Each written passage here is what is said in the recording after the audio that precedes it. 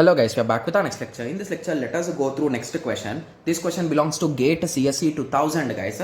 Okay, so the question is, so consider the following functions. So they give 4 functions. F of n equal to 3n under root n, g of n is equals to 2 under root n log base 2n, and h of n is equals to n factorial.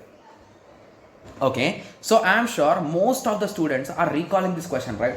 Because this question I have clearly written in our notes guys. Okay, yes, so anyway we are going to solve it guys. I think in my notes I did not written it like step by step clearly, so that's the reason why now we are going to solve it guys. Okay, yes, so first let us assume, so let us try to expand this question guys. So what is f of n? So f of n is equals to 3 into n root n, right? Okay, similarly what is g of n? It is nothing but 2 power root n log 2 base 2 n, right? Yes, and h of n is equals to n factorial. Okay, so remember one thing guys, so among all the normal equations or normal functions, what is the maximum means? This will be the maximum guys, h of n.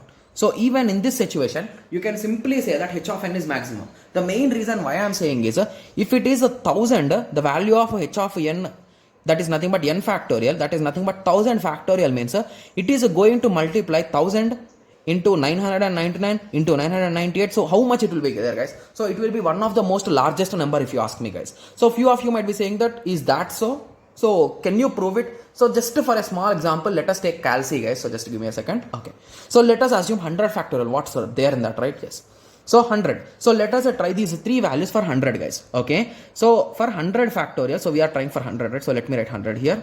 Okay, yes, so 100 factorial.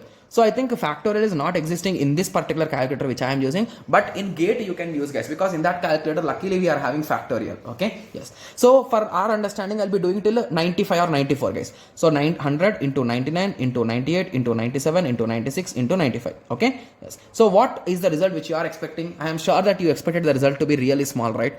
But already the result is a 10 power 11 guys. So that's not a small number, right?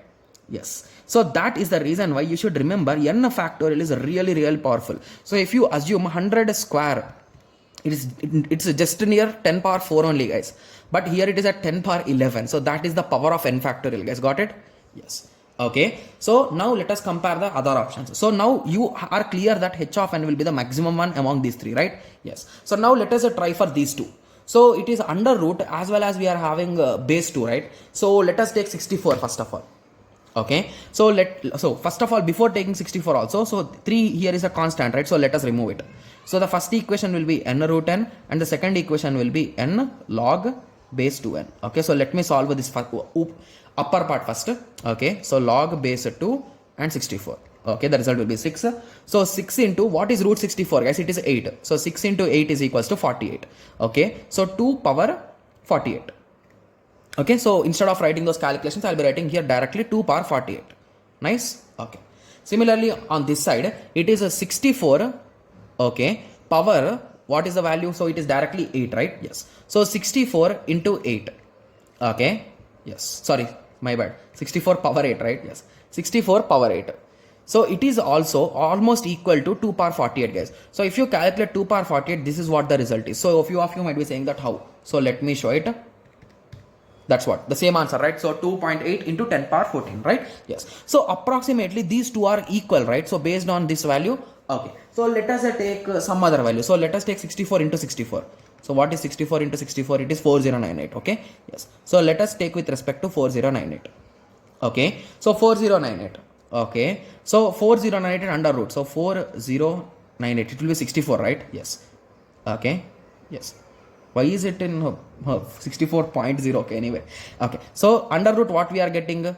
We are getting 4098 power 64. Okay, similarly here what we will get? 2 into 64 into log base 2, right? So log base 2 4098 or 28, sorry, 4028 I think so. Just give me a second.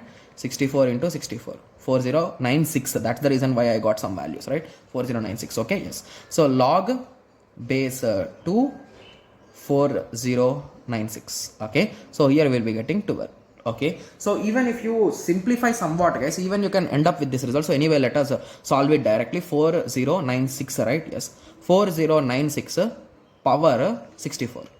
Okay, so I think that value is too big such that this calc will not allow. Okay, yes, so 4026, so it is nothing but, if you recall, it is nothing but 2 power 12, I think so, guys. Okay, sorry, I wrote 2 power 14, 2 power 12. Okay, so 2 power 12 is nothing but 4068, so it can write in this way, and it is nothing but 64. Similarly here also we are having same. So by this simple conclusion, you can say that indirectly f of n is equal to g of n, approximately. I am not saying exactly, even though here it is exactly, and it is almost h of n is maximum among these two, right? Yes, so let me turn on the flash first.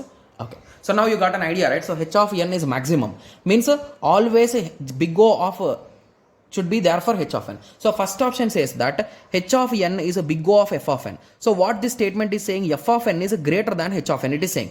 Absolutely wrong, I say. Similarly, big O of g of n. So this is saying g of n is greater than h of n. Again, that's wrong. So C option. So what C is saying, g of n is not a big O of f of n. Okay, so this option seems to be a bit skeptical, right? If you observe carefully, so if you compare these two, both are equal, right? So in simple words, you can write f of n is equals to big O of g of n, or you can write g of n is equals to big O of f of n. The main reason why you can write both the statements is because they are equal, guys. Got it? Yes. So that is the reason why here it is saying not equal. Hence this is wrong. And the last option is absolutely correct, because f of n, that's first statement what we wrote. Got it? Yes. So by this conclusion, you can say D is the correct answer. Okay, yes. So I hope everyone got a clear idea on this question. So in the next lecture, let us continue with the next question. Thank you. Thanks for watching. Like, share and subscribe for more awesome videos like this. Thank you.